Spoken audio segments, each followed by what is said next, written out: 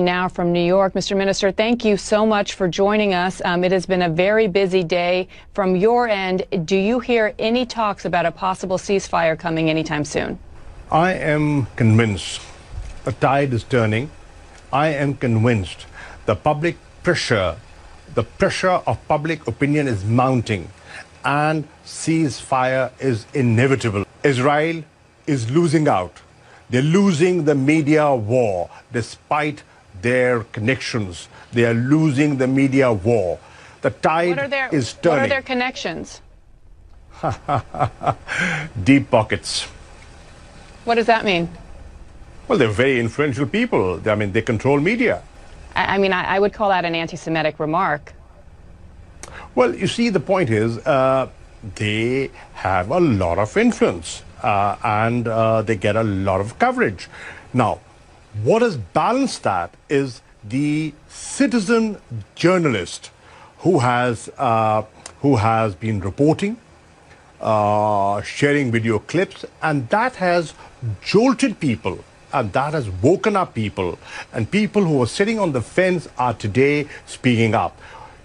Do you see how in different capitals of the world, in London, in Madrid, in Michigan, Chicago, every place, from Sydney to the European capitals, people have come out and saying, put an end to this insanity.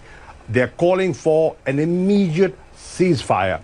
Now, the Security Council has failed in forging a joint statement and coming out with a joint statement and forging a consensus.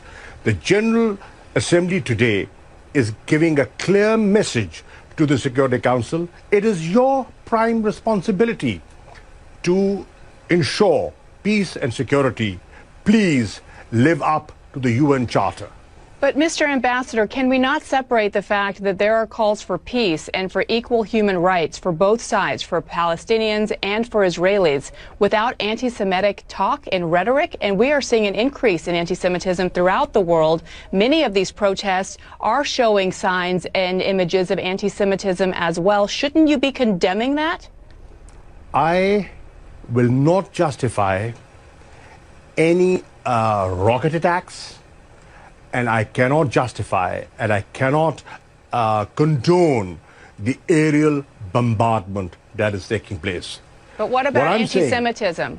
And what about Hamas's role in stopping the rockets? I am saying when you do not engage, when there are no negotiations, when there is occupation, when there's genocide, when there's war crimes, when there's ethnic cleansing, then an extremist element takes advantage of that situation. Avoid it. How do you avoid it? You avoid it by pursuing a two-state solution, by adhering to the Security Council resolutions, respecting them, implementing them, fulfilling the promises that have been made and have been often broken. So, I believe that the answer is Israelis and Palestinians living side by side in peace, and it can only be done through a two-state solution, through negotiations, by cessation of hostilities, and a ceasefire is the first step in that direction. Does that include condemning anti-Semitism and condemning statements? I am not justifying any of that. You began this conversation. I am so sorry. There's so many things I want to talk to you about, but I personally am offended as a journalist. You began this conversation by saying that suggesting that Israel has, quote, close friends and powerful friends in the media. That is an anti-Semitic trope. No.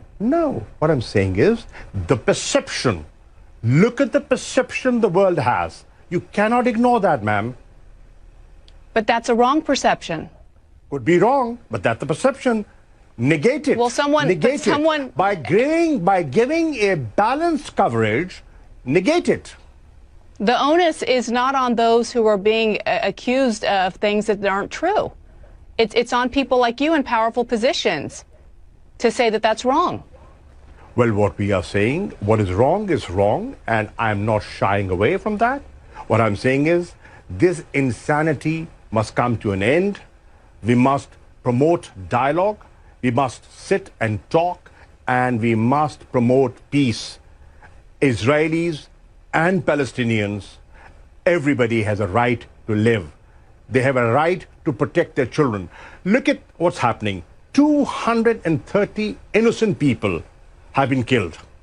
More than 50,000 people have been displaced.